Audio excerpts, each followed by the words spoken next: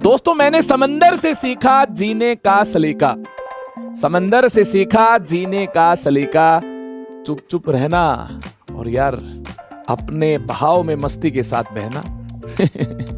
जैसा कि इस चैप्टर की डिमांड है कि आगे कोलॉइड्स के प्रिपरेशन मेथड्स को हम जाने, तो यार इसी बहाव में बहते हुए हम आगे चलेंगे और प्रिपरेशन टेक्निक्स को जानेंगे। उसके बाद प्यूरिफिकेशन ऑफ कोलॉइड्स को हम जान रहे होंगे।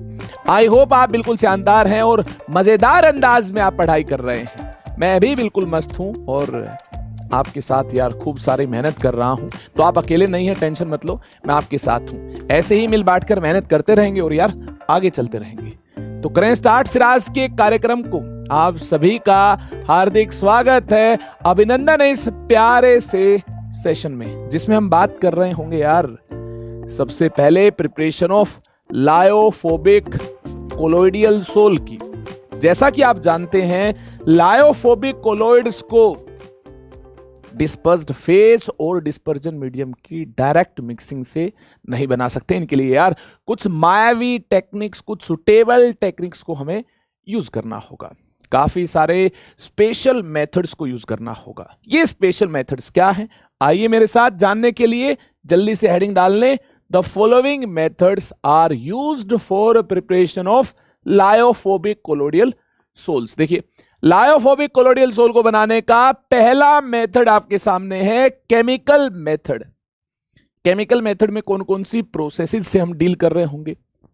Colloidal solution can be prepared by chemical reactions leading to formation of molecules by double decomposition, oxidation, reduction or hydrolysis. These molecules then aggregate together to form particles in colloidal range. ये molecule क्या कर रहे होंगे यार, aggregate कर रहे होंगे और पार्टिकल यार हमें कोलोइडियल रेंज में मिल रहे होंगे। तो देखिए, केमिकल मेथड्स में हम क्या जान रहे होंगे, डबल डिकम्पोजिशन, ऑक्सीडेशन, रिडक्शन और हाइड्रोलिसिस से यार कोलोइड बन सकते हैं। तो पहले देख लो यार, डबल डिकम्पोजिशन को देख लो, कौन कौन सी डबल डिकम्पोजिशन रिएक्शन हमारे सिलेबस में है। When a hot aqueous dilute solution of arsenious oxide AS2O3 is mixed with the saturated solution of H2S, a colloidal sol of arsenious sulfide is formed. Arsenious sulphide का formula क्या होगा, देखिए आर्सेनियस oxide का formula ये है, यहां आपको जो ऑक्सीजन दिखाई दे रहा है इसको सल्फर से रिप्लेस करना है, मतलब आर्सेनियस सल्फाइड का फॉर्मूला हो जाएगा AS2S3। देखिए इस ऑक्सीजन को हमने किससे रिप्लेस किया, सल्फर से रिप्लेस किया। और ये काम, ये कारनामा किसने करके दिखाया है, देखिए AS2O3 को ट्रीट किया, hot aqueous dilute solution of arsenious oxide को ट्रीट किया सैचुरेटेड सॉल्यूशन ऑफ H2S से, और पानी में ये कार्यक्रम चल रहा होगा। जब ऐसा हम करेंगे तो क्या होगा, ध्यान से देखिए, ऐसा हम करेंगे तो यार ऐसा कुछ होगा, इसके साथ सल्फर कंबाइन हो जाएगा, H&O H2O बना लेंगे, ये आपस में देखिए H2 बना लेंगे। तो देखिए इसकी डबल डिकम्पोजिशन होगी और इससे यार AS2S3 मिल रहा होगा, कहानी क्लियर है, और प्लस H2, और ये होगा कोलोइडियल सोल, ये सोल होगा, ठीक है। क्या Sb2O3 प्लस H2S से भी सिमिलर काम हो सकता है, हाँ।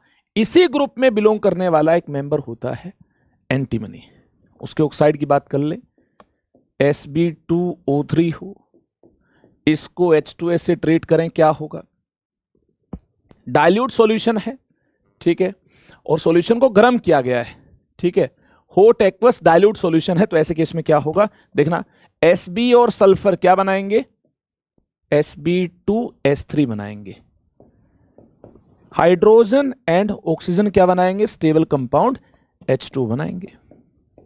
आई होप आपने इसको भी नोट कर लिया होगा। अरे नोट कर लिया क्या, चलें फिर आगे, चलिए आगे चलते हैं।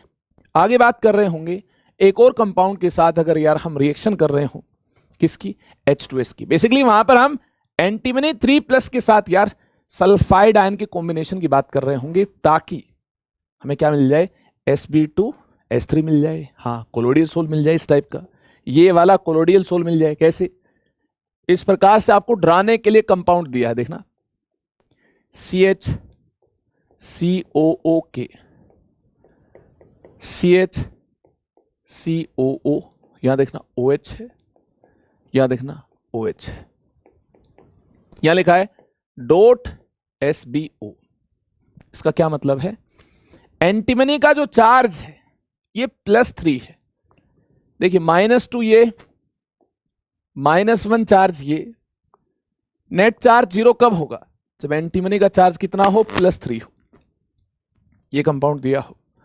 और इसके साथ यार H2S के साथ रिएक्शन की बात की गई हो, तो डबल डिकम्पोजिशन कैसे होगा?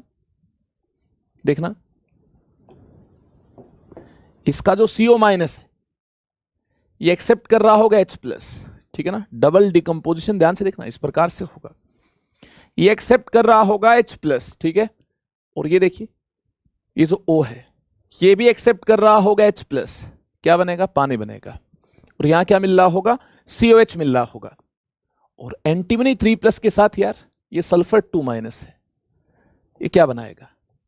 इसके साथ ये बनाएगा Sb2S3 बनाएगा। आप जानते हैं एंटीमनी 3+ है और सल्फर 2- है, इस प्रकार से देख लो क्या होगा। इस डबल डिकम्पोजिशन रिएक्शन से यार Sb2S3 मिल रहा होगा। कहानी क्लियर है? इस प्रकार से यहां से क्या मिल रहा होगा? Sp2S3 मिल रहा होगा, प्लस यहां देखिए पानी की फॉर्मेशन होगी, हाँ H+, देखिए इस O2- के साथ यार रिएक्ट होकर पानी बना रहे होंगे। इसके अलावा इसका क्या होगा?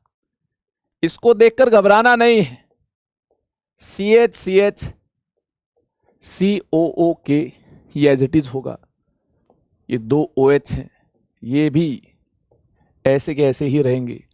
ये जो CO- है H+ को एक्सेप्ट करने के बाद यार ये COOH बना रहा होगा। तो इस प्रकार के जो कोलोइड बनेंगे ये यार डबल डिकम्पोजिशन रिएक्शन से बनेंगे। ये सोल होगा, इसका सोल मिल रहा होगा, ये होंगे कोलोइडियल पार्टिकल्स, ठीक है। तो AS2S3 Sb2S3 को यार हम डबल डिकम्पोजिशन रिएक्शन से बना पाएंगे। आई होप इसमें आपको किसी प्रकार का कोई डाउट नहीं होगा। कोई डाउट नहीं है तो चलें फिर आगे। अगर इसमें किसी प्रकार का कोई डाउट नहीं है तो आगे चलते हैं। आगे हम बात कर रहे होंगे यार ऑक्सीडेशन रिएक्शन की। एक colloidal sol of sulphur is obtained by passing H2S into solution of sulfur dioxide। Sulphur के कोलोइडियल सोल को ऑक्सीडेशन ऑफ H2S से हम बना सकते हैं। कैसे? जब हम SO2 के सॉल्यूशन में H2S को पास कर रहे होंगे, ध्यान से सुनना क्या होगा। यहां सल्फर का ऑक्सीडेशन नंबर +4 है, इसका चार्ज +4 है, और यहां सल्फर का ऑक्सीडेशन नंबर -2 है। इनका आपस में जब यार मिलन होगा, भरत मिलाप होगा, तो देखना इसके पास नेगेटिव चार्ज, इसके पास पॉजिटिव चार्ज है। यहां से यहां इलेक्ट्रॉन का ट्रांसफर हो जाए, रिडॉक्स हो जाए, लॉस ऑफ इलेक्ट्रॉन देखना यहां से हुआ, इसका ऑक्सीडेशन हो जाए, इसका ऑक्सीडेशन हो जाए, तो इस ऑक्सीडेशन टेक्निक से क्या मिल रहा होगा?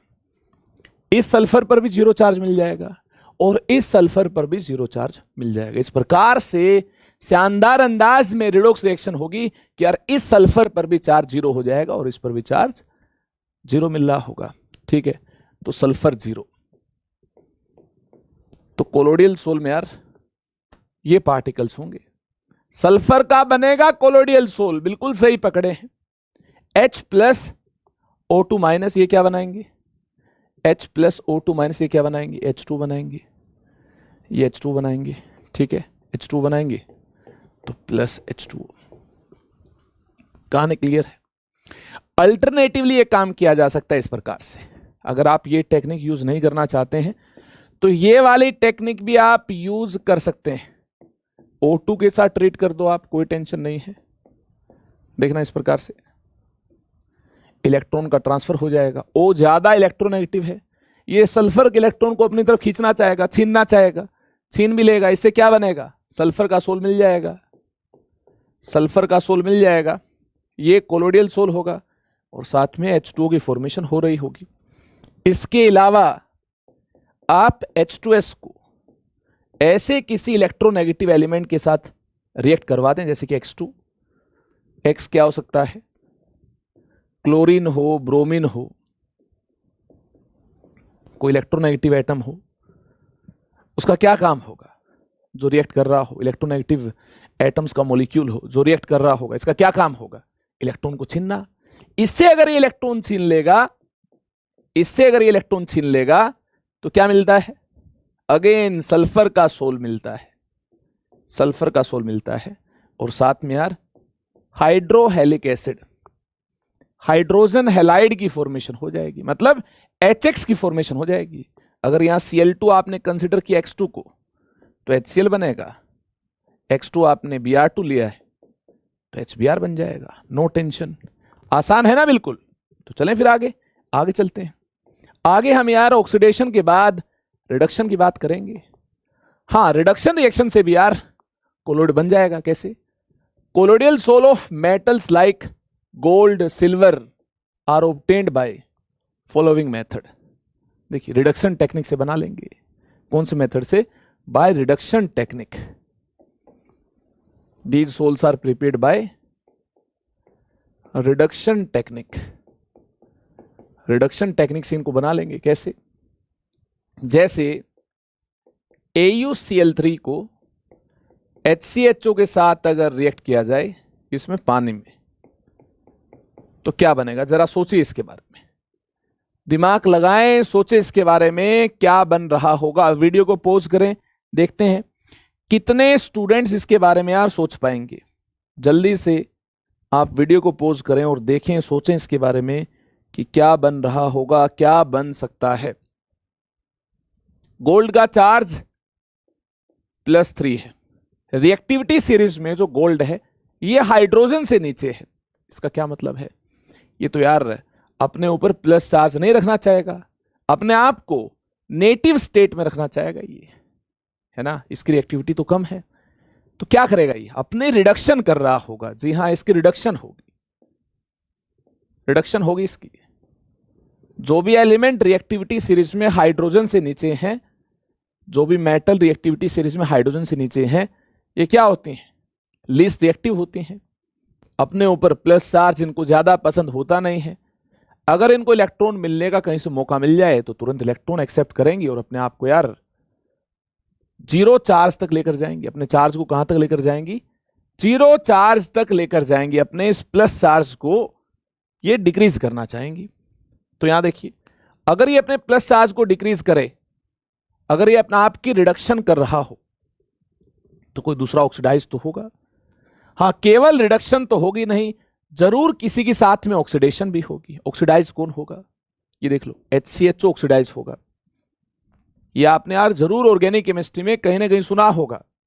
एल्कोहल एल्डिहाइड तक ऑक्सीडाइज होती है और एल्डिहाइड फर्दर ऑक्सीडाइज हो सकता है कार्बोक्सिलिक एसिड तक। मतलब अगर ऑक्सीडाइजिंग एजेंट अच्छा हुआ तो एल्कोहल कार्बोक्सिलिक एसिड तक ऑक्सीडाइज हो सकती है, पहले एल्डिहाइड तक, उसके बाद फिर कार्बोक्सिलिक एसिड में कन्वर्ट हो जाए, हो सकता है ऐसा। तो यहां जो HCHO है इसका ऑक्सीडेशन होगा अगर इसकी रिडक्शन हुई है। हाँ, इसका ऑक्सीडेशन होगा। तो देखिए, इसकी रिडक्शन होगी, गोल्ड का सोल मिलेगा, ये सोल मिलेगा गोल्ड का, इसकी रिडक्शन होगी और इसका होगा ऑक्सीडेशन। तो एल्डिहाइड कार्बोक्सिलिक एसिड तक ऑक्सीडाइज होगा, इसका ऑक्सीडेशन हुआ, ये HCHO से देखना HCOOH में तब्दील हो गया। Cl- H+ क्या बनाएंगे? ये HCl बनाएंगे। ये इसका आंसर मिल जाएगा, जल्दी से नोट कर लो। तो इस प्रकार से आपने देखा colloidal sol of metals like gold silver are obtained by reduction technique by following method. ये मेथड कौन सा है? By reduction method. इस प्रकार से मेटल के जो कंपाउंड होंगे उनको यार रिड्यूस किया जाएगा, रिडक्शन टेक्निक से मेटल के सोल बनाए जाएंगे। यहां जो गोल्ड होगा ये यार कोलोइडियल रेंज में लाई कर रहा है। इसका जो डायमीटर होगा 1 नैनोमीटर से 1000 नैनोमीटर के बीच लाई कर रहा होगा, मतलब गोल्ड का सोल बन गया है। आगे देखिए, आगे यार अल्टरनेटिवली गोल्ड का सोल बनाना हो तो AuCl3 को किसी और रिड्यूसिंग एजेंट के साथ रिएक्शन करवा दो।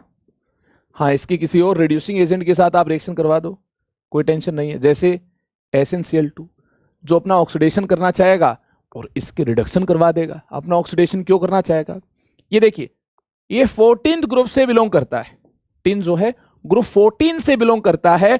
अगर ये ग्रुप 14 से बिलोंग करता है तो अपने चार्ज को यार ये +4 बनाना चाहेगा। फिलहाल इसका चार्ज +2 है। +4 कैसे हो सकता है इसका चार्ज? +4 इसका चार्ज इस प्रकार से हो सकता है, इलेक्ट्रॉन का लॉस करे।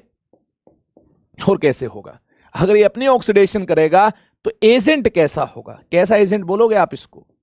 अगर ये अपने ऑक्सीडेशन कर रहा है, एजेंट होगा रिड्यूसिंग एजेंट। इसने यार इलेक्ट्रॉन का किया ट्रांसफर, ये अपना ऑक्सीडेशन कर रहा है, ये रिड्यूसिंग एजेंट हुआ। इसका ऑक्सीडेशन हुआ, इसने देखिए इलेक्ट्रॉन का लॉस किया, ऑक्सीडेशन हुआ, इसने इलेक्ट्रॉन को गेन किया, तो इसकी रिडक्शन हुई। एजेंट कैसा होगा? Oxidising agent. अगर इसकी रिडक्शन हुई है तो एजेंट कैसा होगा? Oxidising agent. यार अगर इसकी रिडक्शन हुई है तो देखना गोल्ड सोल बन रहा होगा। कहानी क्लियर है?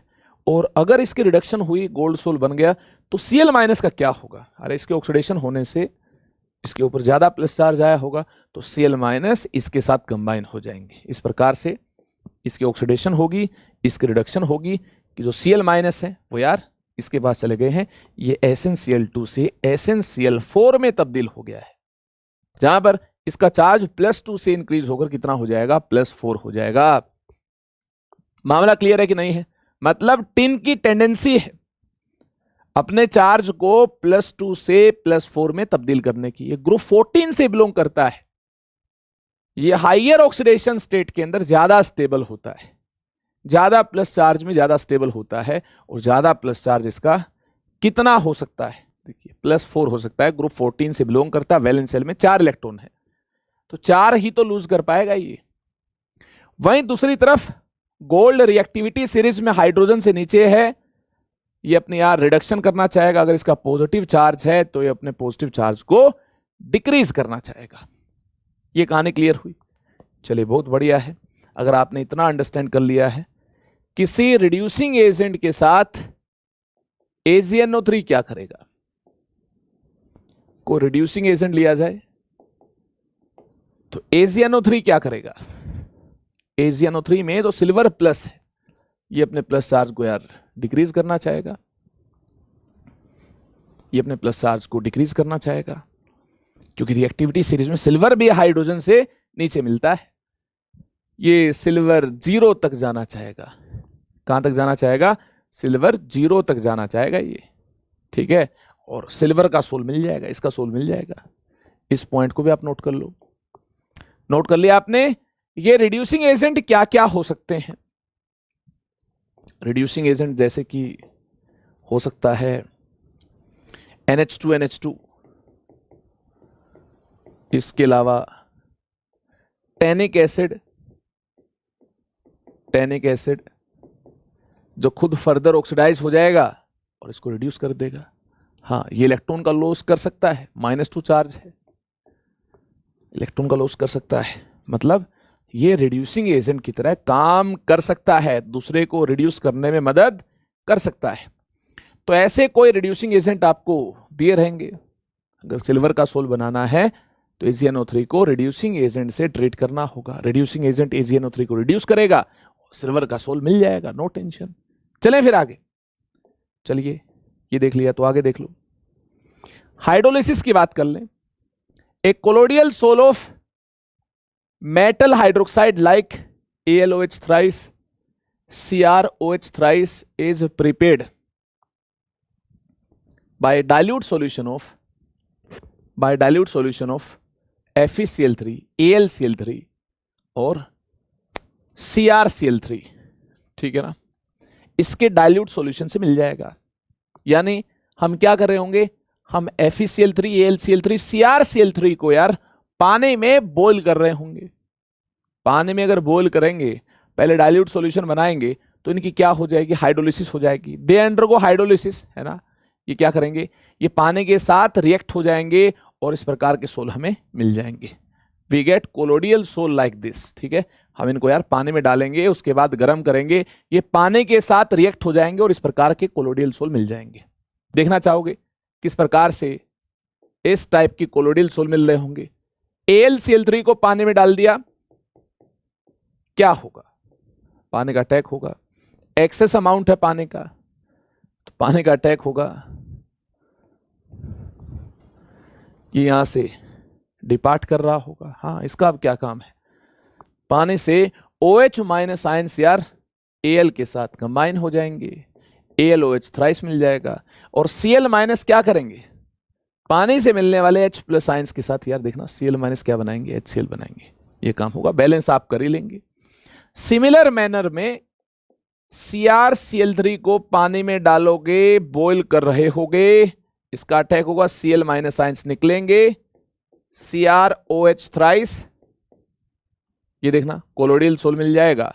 और Cl माइनस पानी के H प्लस के साथ क्या बनाएंगे? HCl बनाएंगे। मामला क्लियर है? कोई डाउट तो नहीं है? सिमिलर मैनर में FeCl3 को पानी के साथ यार रिएक्ट किया जाए, इसी को तो हाइड्रोलिसिस बोलेंगे। पानी के साथ जो रिएक्शन होती है इसी का नाम तो हाइड्रोलिसिस है। हाइड्रोलिसिस कोई बहुत बड़ी बला नहीं है जिसको आप नहीं समझ पाए, पानी के साथ रिएक्शन ही तो है, दैट इज कॉल्ड हाइड्रोलिसिस। तो देखिए अटैक होगा, यहां से Cl माइनस का डिपार्चर होगा, हाँ Cl माइनस डिपार्ट हो रहे होंगे, तो क्या बनेगा? FeOH थ्राइस, और Cl माइनस पानी के H प्लस के साथ क्या बनाएंगे? HCl बनाएंगे। ये कहानी चल रही होगी, जल्दी से नोट कर लो। ये हाइड्रोलिसिस रिएक्शन है, पानी के साथ रिएक्शन है, this is called hydrolysis reaction. तुमने क्या क्या देख लिया है? केमिकल मेथड में हमने जान लिया है हाइड्रोलिसिस रिएक्शन से यार कोलोइड बना सकते हैं, बिल्कुल। रिडक्शन से बना पाएंगे, हाँ ऑक्सीडेशन से भी बना पाएंगे, H2S के ऑक्सीडेशन से सल्फर का सोल मिल जाएगा। डबल डिकम्पोजिशन से AS2S3 Sb2S3 ये कोलोइड मिल जाएंगे, नो टेंशन। तो इस प्रकार से हमने देख लिया oxidation, reduction, double decomposition, hydrolysis, इनसे यार हम कोलोइड बना सकते हैं। अब आगे चल रहे होंगे और बात कर रहे होंगे यार इलेक्ट्रिकल डिसइंटीग्रेशन, इलेक्ट्रिकल डिसइंटीग्रेशन और ब्रीडिंग आर्क मेथड। ध्यान से देख लो, मेटल के सोल बनाने का एक और शानदार तरीका आपके सामने है। इससे आपको पता चल पाएगा जो मेटल के सोल होते हैं ये नेगेटिवली चार्ज्ड क्यों मिलते हैं। इलेक्ट्रॉन के कैप्चर की वजह से मेटल के जो सोल हैं ये नेगेटिवली चार्ज्ड मिलते हैं। क्या करते हैं स्पेशल टेक्निक में, ब्रीडिंग आर्क मेथड में हम क्या कर रहे होंगे? इन this method electric arc is struck between electrodes of metal immersed in suitable dispersion medium. The intense heat produced vaporizes the metal. जब इलेक्ट्रोड को पास लेकर आएंगे तो स्पार्किंग होगी जिसकी वजह से इंटेंस हीट प्रोड्यूस होगी which vaporizes the metal and then condenses to form particles in colloidal rings. Then condenses to form particles in colloidal rings. ठीक है, और ये कार्यक्रम यार एक सुटेबल डिस्पर्जन मीडियम में चल रहा होगा। देख लो, in this method electric arc is struck between electrodes of metal immersed in dispersion medium. इस प्रकार से कंटेनर हमारे पास, ध्यान से सुनना, सुटेबल डिस्पर्जन मीडियम है। जिस मेटल का कोलोइडल सोल बनाना है उसकी इलेक्ट्रोड है, ठीक है, ये दूसरी इलेक्ट्रोड है, ये दूसरी इलेक्ट्रोड है। बैटरी का एक टर्मिनल इसके साथ कनेक्टेड है, बैटरी का दूसरा टर्मिनल इसके साथ कनेक्टेड है। ये इलेक्ट्रोड जब पास आएंगी तो क्या होगा?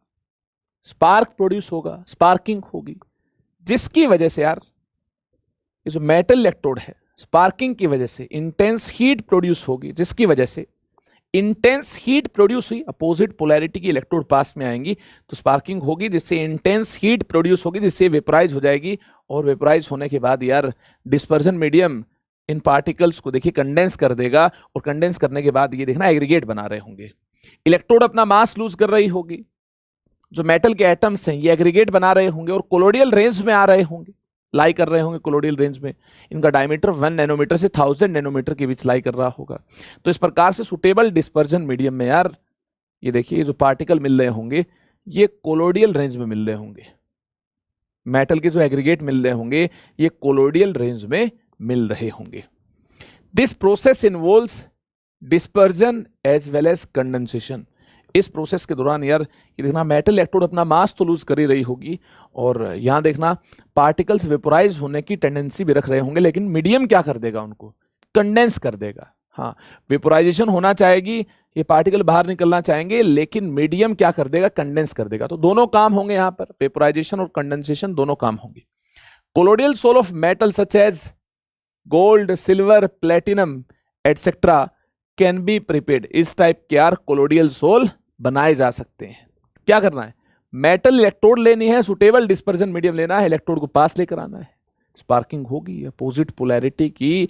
जब इलेक्ट्रोड पास आएंगे स्पार्किंग होगी, स्पार्क होना तो यार निश्चित है। तो ऐसे केस में फिर हीटिंग इफेक्ट होगा, हीटिंग इफेक्ट होने से मेटल मेल्ट हो जाएगी, वेपोराइज हो जाएगी, और फिर कंडेंस होने से पार्टिकल यार एग्रीगेट करते हुए कोलोडियल रेंज में लाई कर जाएंगे। तो इस प्रकार के हीटिंग और स्पार्किंग से क्या होगा, इलेक्ट्रॉन कैप्चर हो जाएंगे। हाँ, कुछ मेटल एटम्स यार आयोनाइज भी हो जाएंगे ऐसे केस में, और दूसरे मेटल एटम जो कि कोलोडियल रेंज में लाई कर रहे होंगे, एग्रीगेट बनाते हुए जो कोलोडियल रेंज के अंदर लाई कर रहे होंगे, उनके अंदर इलेक्ट्रॉन कैप्चर हो सकता है। हाँ, कुछ मेटल एटम आयोनाइज हो जाएंगे और उनके इलेक्ट्रॉन जो हैं उन एग्रीगेट के अंदर कैप्चर हो जाएंगे। तो इससे जो मेटल सोल मिलेगा उन इलेक्ट्रॉन के कैप्चर होने से, ये मेटल सोल यार नेगेटिवली चार्ज्ड होगा। यहां देखिए, स्पार्किंग और हीटिंग से क्या होगा, स्पार्किंग और हीटिंग से मेटल आयोनाइज होगी, और ये जो इलेक्ट्रॉन है ये कोलोडियल पार्टिकल्स कैप्चर कर पाएंगे, बिल्कुल कर पाएंगे। इस वजह से इस टाइप के जो कोलोइड होंगे, colloids of this type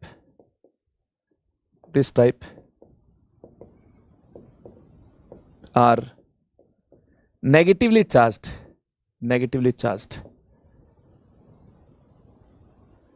due to electron capture mechanism. ठीक है ना, इलेक्ट्रॉन कैप्चर मैकेनिज्म की वजह से, इलेक्ट्रॉन कहां से आया ये आप जानते ही हैं, मेटल का कुछ हिस्सा आयोनाइज हो जाएगा, इलेक्ट्रॉन यहां से मिलेंगे। इस इलेक्ट्रॉन को कैप्चर करने की वजह से जो कोलोडियल पार्टिकल होंगे, जो एग्रीगेट होंगे, ये नेगेटिवली चार्ज्ड हो जाएंगे। तो चार्ज क्यों मिलेगा, किस प्रकार का चार्ज मिलेगा, इलेक्ट्रॉन का चार्ज नेगेटिव होता है, इलेक्ट्रॉन कैप्चर होने से इस प्रकार के जो कोलोइड होंगे यार ये नेगेटिवली चार्ज्ड मिल रहे होंगे। चलिए इसके बाद आगे बात कर रहे होंगे पेप्टाइजेशन की। पेप्टाइजेशन का मतलब यार ये होता है कि प्रेसिपिटेट को हमें कोलोडियल सोल में कन्वर्ट करना है। ये मतलब नहीं होता पेप्टाइजेशन का प्रेसिपिटेट बनाना है। काफी सारे स्टूडेंट मिसलीड करते हैं कि यार पेप्टाइजेशन मतलब प्रेसिपिटेशन। नहीं, ऐसी गलती नहीं करनी है। देखिए, पेप्टाइजेशन में be defined as process of converting precipitate को कन्वर्ट करना है, प्रेसिपिटेट बनाना नहीं है। Process of converting precipitate into colloidal sol by shaking it with dispersion medium in presence of small quantity of electrolyte, by shaking it with dispersion medium in presence of small quantity of electrolyte। हाँ, electrolyte भी डाला जाएगा इसमें, तभी तो electrolyte के जो common ion है, किसके साथ, जो इस प्रेसिपिटेट के साथ जो कॉमन आयन मिल रहे हैं ये एडजॉर्ब हो पाएंगे, एडजॉर्ब होंगे, उसके बाद रिपल्शन होगी और आप शेक कर रहे होंगे, रिपल्शन की वजह से ये प्रेसिपिटेट टुकड़ों में बिखर जाएगा, और जो टुकड़े मिलेंगे इनका डायमीटर कोलोइडियल रेंज के अंदर लाई कर रहा होगा। तो हम क्या बोल देंगे, हम बोल देंगे कोलोइडियल सोल हमने बना दिया। और ऐसा कोलोइडियल सोल जो प्रेसिपिटेट डालने से बना है ये चार्ज्ड होगा। अगर कॉमन आयन पॉजिटिवली चार्ज्ड है तो पॉजिटिवली चार्ज्ड आयन अगर सरफेस पर बैठा है तो कोलोइडियल सोल का चार्ज भी पॉजिटिव हो जाएगा। कॉमन आयन अगर नेगेटिवली चार्ज्ड है, अगर ये सरफेस पर बैठा है तो कोलोइडियल सोल का भी चार्ज कैसा हो जाएगा, नेगेटिव हो जाएगा। और जो यहां पर इलेक्ट्रोलाइट यूज हुआ यार, ये इलेक्ट्रोलाइट पेप्टाइजिंग एजेंट कहलाया जाएगा। The electrolyte used for this purpose is called peptising agent. इसको हम पेप्टाइजिंग एजेंट बोल देंगे, जिसने पूरा खेल किया है। हाँ, ये एडजॉर्ब नहीं होगा तो ऐसे प्रेसिपिटेट को हिलाने से कुछ नहीं होगा, नहीं टूटेगा प्रेसिपिटेट, टुकड़ों में नहीं बिखरेगा प्रेसिपिटेट, तब टुकड़ों में, बहुत सारे टुकड़ों में बिखर पाएगा जब यार सरफेस पर कोई चार्ज आकर बैठ जाए जिसकी वजह से रिपल्शन लगने स्टार्ट हो जाए। देखिए ये प्रेसिपिटेट है, ये प्रेसिपिटेट है। जब तक इसके सरफेस पर यार प्लस या माइनस चार्ज नहीं मिलता, मान लेते हैं प्लस चार्ज एडजॉर्ब हो गया, प्लस चार्ज एडजॉर्ब हो गया, और अब आप शेक कर रहे हो, अब आप शेक कर रहे हो तो क्या होगा, शेकिंग से क्या होगा, रिपल्शन हुई है। देखिए पहले से चार्ज एडजॉर्ब होने से शेक कर रहे हो तो देखना अगर यहां पर सॉल्यूशन में कुछ हलचल होगी, शेक करेंगे आप तो एटम दूर जाना चाहेंगे, इससे डिस्टरबेंस अगर आप क्रिएट कर रहे हो तो एटम यार इस रिपल्शन की वजह से देखिए दूर जाना चाहेंगे, और कुछ डिस्टरबेंस आपने क्रिएट कर दी है तो टूट जाएगा। अल्टीमेट रिजल्ट क्या होगा, ये कुछ टुकड़ों में टूट जाएगा, इस प्रकार से बिखर जाएगा, ये इस प्रकार से कुछ टुकड़ों में टूट जाएगा। और ये तो छोटे छोटे पार्टिकल आप देख रहे हैं, इसके कंपैरिजन में तो छोटे ही होंगे जिन पर प्लस चार्ज आपको दिख रहा है। ये कोलोइडल सोल के पार्टिकल्स हैं। कोलोइड का जो डायमीटर होता है उस रेंज में लाई कर रहे होंगे। कहानी क्लियर है? इस पॉइंट को भी नोट कर लो। पेप्टाइजेशन के दौरान क्या होगा, during peptization precipitate adsorbs one of the ion of electrolyte. हाँ, इनमें से इलेक्ट्रोलाइट के आयंस में से किसी पर्टिकुलर टाइप के आयन को एडजॉर्ब कर रहा होगा। Precipitate adsorbs one of the common ion, one of the ion of electrolyte on its surface, one of the common ion, ये कॉमन आयन को एडजॉर्ब कर रहा होगा। This causes development of positive और नेगेटिव चार्ज। इसे या तो positive charge adsorb हो पाएगा, कॉमन आयन या तो पॉजिटिव चार्ज होगा या कॉमन आयन नेगेटिव चार्ज होगा, which ultimately breakup into smaller particle in colloidal range. ठीक है ना, which ultimately breakup into smaller particles of size of colloid और पार्टिकल्स इन कोलोइडल रेंज। ठीक है ना, ये छोटे छोटे पार्टिकल्स में टूटेगा, जो पार्टिकल्स यार कोलोइडल रेंज में लाई कर रहे हैं, या फिर आप बोल सकते हैं कोलोइड के पार्टिकल्स में टूटेगा। ठीक है ना, जो कि 1 नैनोमीटर से 1000 नैनोमीटर वाली जो कंडीशन है उसको सेटिस्फाई कर रहे हैं। इनका डायमीटर जो है 1 नैनोमीटर से 1000 नैनोमीटर के बीच लाई कर रहा होगा।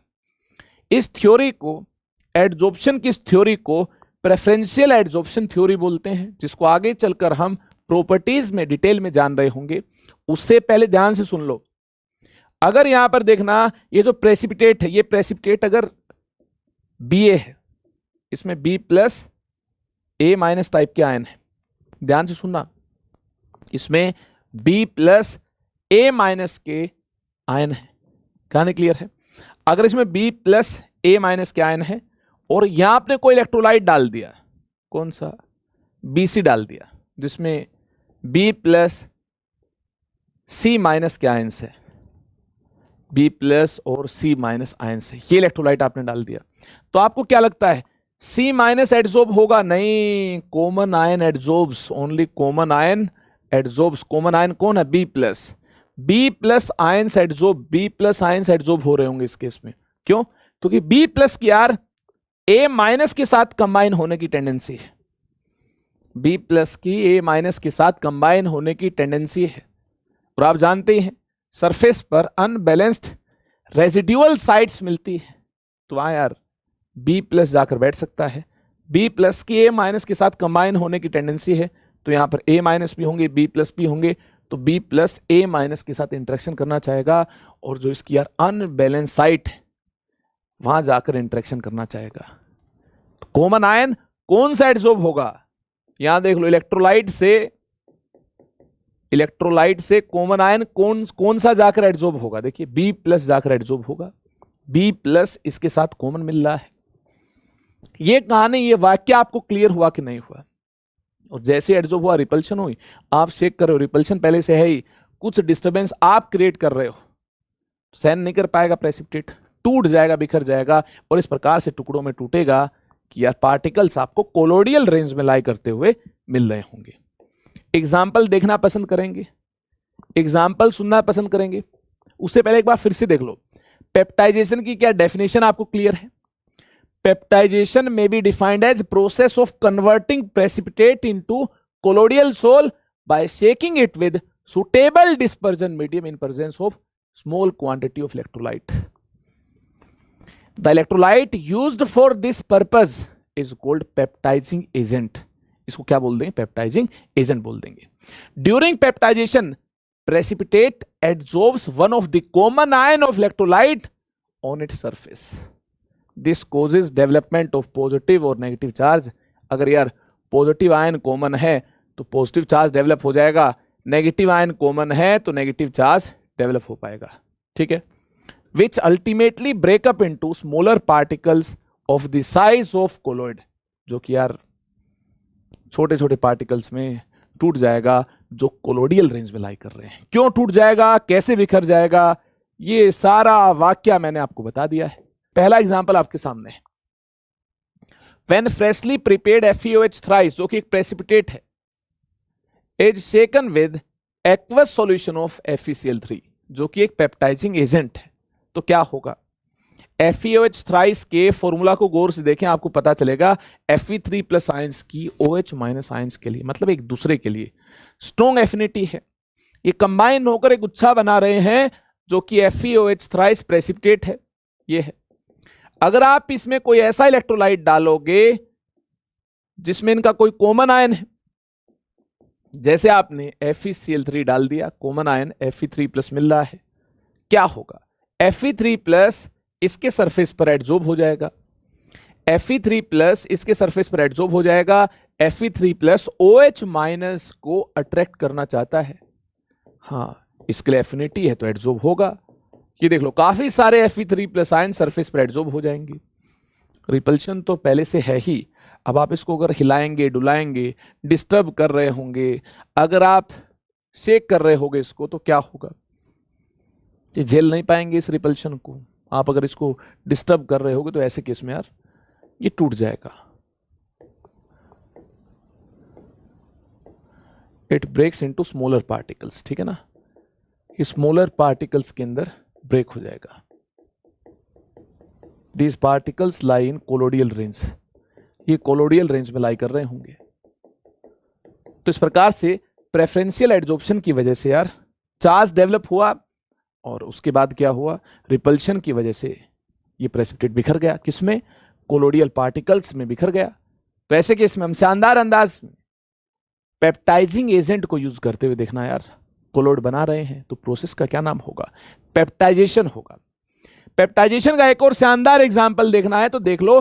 Freshly prepared stannic oxide on treatment with small amount of dilute hydrochloric acid form stable colloidal sol. किसका बनेगा? स्टेनिक ऑक्साइड का. ये क्या बात हुई? स्टेनिक ऑक्साइड को अगर डाइल्यूट हाइड्रोक्लोरिक एसिड से ट्रीट किया और इसी का सोल बन गया. आइए इस पूरे वाक्य को अंडरस्टैंड करने की कोशिश करते हैं. SnO2 को अगर यार स्मॉल क्वांटिटी ऑफ HCl के साथ ट्रीट किया जाए, अगर स्मॉल क्वांटिटी में इसको लिया जाए तो क्या होगा? H प्लस O2 माइनस क्या बनाएंगे? H2 बनाएंगे. SN4 प्लस Cl माइनस ये क्या बनाएंगे? SnCl4 बनाएंगे. कहानी क्लियर है? तो ये फॉर्मेशन भी यार स्मॉल क्वांटिटी में ही हो पाएगी. अगर ये स्मॉल क्वांटिटी में है तो प्रोडक्ट भी यहां देखिए इस प्रोसेस का स्मॉल क्वांटिटी में ही मिल पाएगा. ये जो प्रोडक्ट है जो बना है SnO2 के डिसोल्व करने से, ये जो प्रोडक्ट है SnCl4, ये इलेक्ट्रोलाइट का काम कर रहा होगा. ये इलेक्ट्रोलाइट होगा. फर्दर प्रोसेस में ये क्या होगा? इलेक्ट्रोलाइट होगा. यानी ये क्या होगा? ये पेप्टाइजिंग एजेंट होगा. ये एजेंट होगा. अब क्या कर रहे होंगे?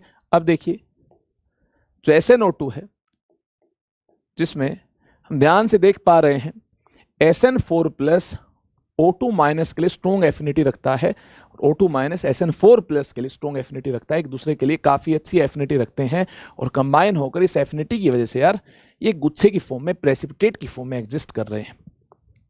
अब यहां पर SnCl4 की फॉर्मेशन भी हो गई है लेकिन क्वांटिटी कम है.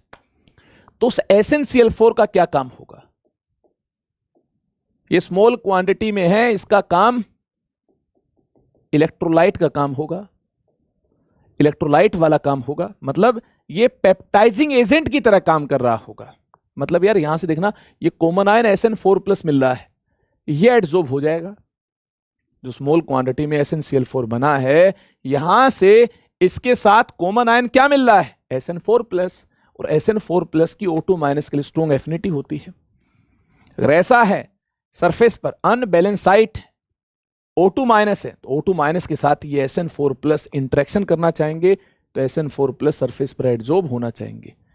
तो इस प्रकार से सरफेस पर SN4+ एडजॉर्ब हो जाएंगे, सरफेस पर SN4+ एडजॉर्ब हो जाएंगे। ठीक है, इसके बाद हम इसको शेक कर रहे होंगे। शेकिंग से क्या होगा, SN4+ एडजॉर्ब हो गए, इसके बाद हम क्या करेंगे, शेक करेंगे इसको। शेकिंग से क्या होगा, देखिए रिपल्शन तो पहले से थी, आपने डिस्टर्ब और कर दिया इसको, जेल नहीं पाएगा ये, अल्टीमेटली स्मॉलर पीसेस में यार डिवाइड हो जाएगा, मतलब कोलोडियल रेंज में लाई कर जाएंगे पार्टिकल। स्मॉलर पीसेस होंगे, ये कोलोडियल रेंज में लाई कर रहे होंगे, मतलब कोलोडियल सोल बन जाएगा। कहानी क्लियर है कि नहीं है, अरे कहानी क्लियर है कि नहीं है। तो इस प्रकार से हम कोलोडियल सोल बनाने में कामयाब हो पाएंगे। यहां देखिए पहले क्या किया, इलेक्ट्रोलाइट बनाया, इलेक्ट्रोलाइट से कॉमन आयन एडजॉर्ब हुआ, चार्ज डेवलप हुआ, जिससे रिपल्शन होगी। आप इसको शेक कर रहे हैं, आप इसको डिस्टर्ब कर रहे हैं, तो टूट जाएगा, स्मॉलर पीसेस में टूट जाएगा। और ये जो स्मॉलर पीसेस होंगे, इनका जो साइज होगा, ये कोलोडियल रेंज में लाई कर रहा होगा, मतलब हम कोलोडियल सोल बनाने में कामयाब हो पाएंगे। एक सिमिलर एग्जांपल और देख लो आपके सामने, cadmium sulphide can be peptized with the help of hydrogen sulphide CDS। ठीक है ना, इससे पेप्टाइज किया जा सकता है कैडमियम सल्फाइड को। अगर कैडमियम सल्फाइड को पेप्टाइज करेंगे हम, तो क्या होगा इससे, ये CDS है, और इसमें यार सैचुरेटेड सॉल्यूशन ऑफ H2S डालेंगे, तो जो कॉमन आयंस है सल्फाइड आयंस, ये एडजॉर्ब होंगे। यहां से देखना, इलेक्ट्रोलाइट के आयन कौन से होंगे, सल्फाइड आयंस होंगे, ये कॉमन आयन है, CD2+ के लिए एफिनिटी रखते हैं, एडजॉर्ब होंगे, तो माइनस चार्ज यार क्रिएट होगा। शेकिंग के बाद क्या होगा, शेकिंग से क्या होगा, ये रिपल्शन की वजह से स्मॉलर पीसेस में टूट जाएगा, टूट जाएगा। तो देखना, नेगेटिवली चार्ज्ड कोलोडियल सोल मिल जाएगा इस केस में, नेगेटिवली चार्ज्ड कोलोडियल सोल मिल जाएगा। मामला क्लियर है कि नहीं है, नेगेटिवली चार्ज्ड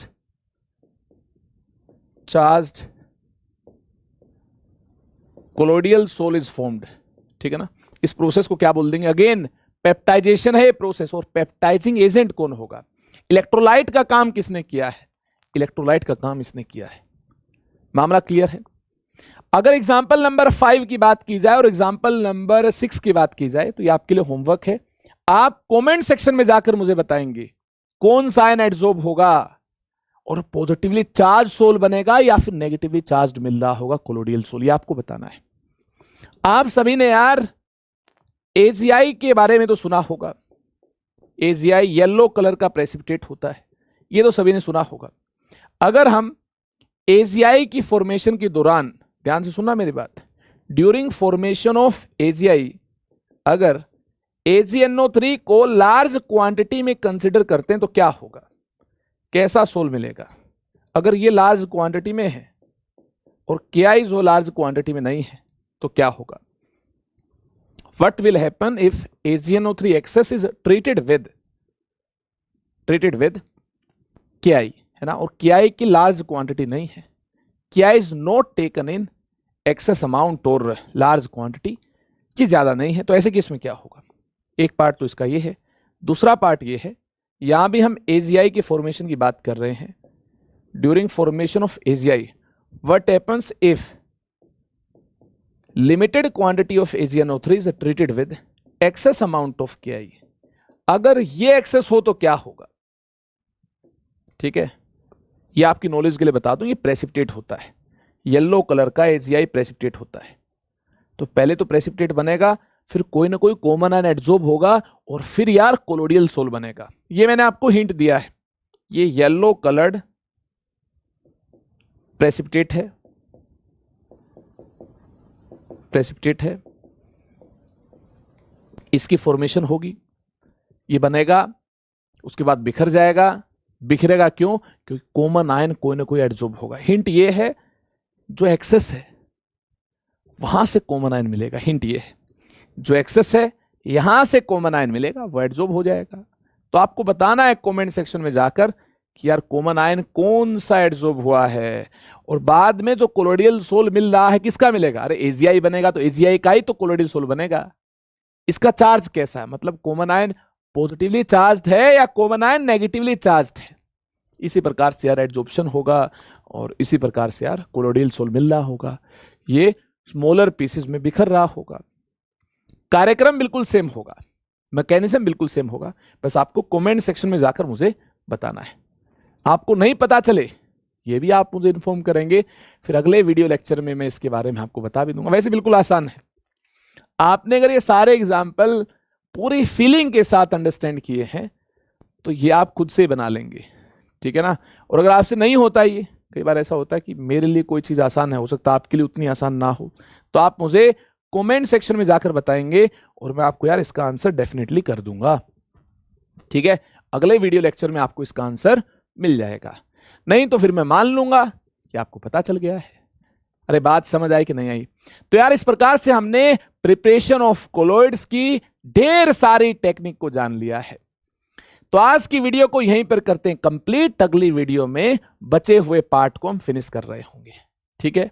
कहानी क्लियर है?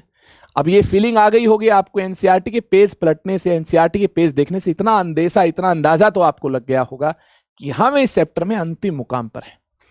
इस वीक में चैप्टर फिनिश हो जाएगा, अगले वीक में क्या स्टार्ट करें जल्दी से कमेंट सेक्शन में जाकर मुझे बता दो, ताकि उसी चैप्टर को स्टार्ट कर लिया जाए। आपसी सहमति से यार हम अगले चैप्टर को स्टार्ट कर रहे होंगे, अगर आपसी सहमति नहीं होगी तो फिर तो वीटो पावर मेरे पास है फिर तो मेरी चलेगी, ठीक है। इसी उम्मीद के साथ यार इस वीडियो को करते हैं यहीं पर ही कंप्लीट कि आप खूब सारी पढ़ाई कर रहे हैं और आगे बढ़ रहे हैं। चलिए फिर bye bye, take care, love you all, thank you so much.